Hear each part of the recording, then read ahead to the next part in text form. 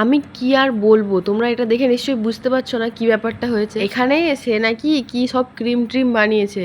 এই যে আমার কেয়া সেটের এত দামি সিঁদুর, পুরো কৌটো সিঁদুর ছিল, সেটাকে পুরো ঢেলেছে, তার মধ্যে আরও কী সব দিয়ে ক্রিম বানিয়েছে নাকি। আর দেখো গোটা ঘরের অবস্থা, গোটা চারিদিকে সিঁদুর ফেলেছে, বেডশিট টেডশিট চারিদিকে ভর্তি, নিজে তো মুখে চোখে কপালে চারদিক মেখেছে। এগুলো দেখে আমার কি পরিমাণে রাগ হচ্ছিল বুঝতে পারছো নিশ্চয়ই, যে সেই জন্য আমি সেখানে কথা বলতে পারিনি, পরে ভয়েস ওভার দিতে হচ্ছে। দেখো গোটা ওর মুখে হাতে চারিদিকে ভর্তি। আর আমি তো প্রথমে ভেবেছিলাম যে অনেকটা পরিমাণ সিঁদুর দিয়েছে তাই এরকম গাঢ় হয়ে গেছে। তো অনেক নাড়ানাড়ি করার পর দেখলাম যে একটু থকথকে ভাব। তারপর বুঝলাম যে এর মধ্যে থেকে পেস্টের গন্ধ বেরোচ্ছে।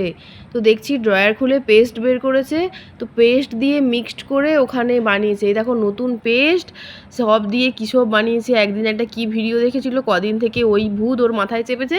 আর আজকে যেই ফাঁক পেয়েছে দেখেছে মা রান্না করছে, এই সময় আমি বানিয়ে ফেলি, ব্যাস।